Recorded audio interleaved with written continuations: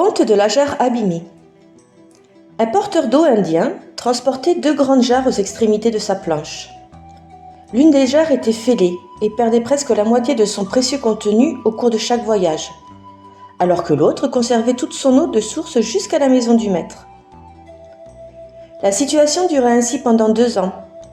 2 ans au cours desquels le porteur d'eau ne livra qu'une jarre et demie d'eau, chaque jour, à son maître. Bien sûr, la jarre sans défaut était fière de sa performance. Elle parvenait à remplir sa fonction du début à la fin sans faillir. Mais la jarre abîmée, elle, avait honte de son imperfection. Elle se sentait démoralisée de ne pouvoir accomplir que la moitié de sa tâche.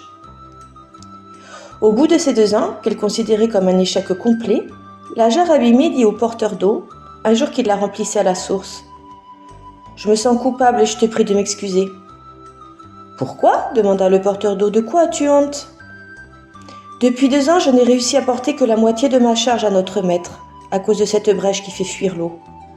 Par ma faute, malgré tous tes efforts, tu ne livres à notre maître que la moitié de l'eau prévue. Tu n'obtiens pas la reconnaissance complète de tes efforts, » lui expliqua la jarre abîmée. Touché par cet aveu et plein de compassion pour la jarre, le porteur d'eau lui dit: « Je vais te demander quelque chose. Tout à l'heure, quand nous reprendrons le chemin du retour vers la maison du maître, je veux que tu observes les fleurs qui poussent sur le bord du sentier. » Au fur et à mesure que le porteur d'eau avançait le long de la colline, la vieille jarre apercevait le bord du chemin couvert de fleurs baignées de soleil. Sur le moment, celles-ci lui mirent du baume au cœur. Mais à la fin du parcours, la tristesse l'envahit à nouveau. La jarre avait encore une fois perdu la moitié de son eau. Le porteur d'eau dit alors à la jarre: « Ne t'es-tu pas aperçu que toutes ces belles fleurs, elles poussent de ton côté du chemin, alors qu'on en voit à peine du côté de la jarre en bon état ? J'ai toujours su que tu perdais de l'eau, et j'en ai tiré parti.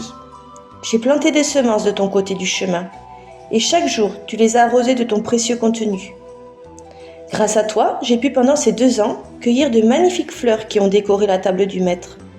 Sans toi, jamais je n'aurais trouvé de fleurs aussi fraîches, aussi gracieuses, aussi colorées.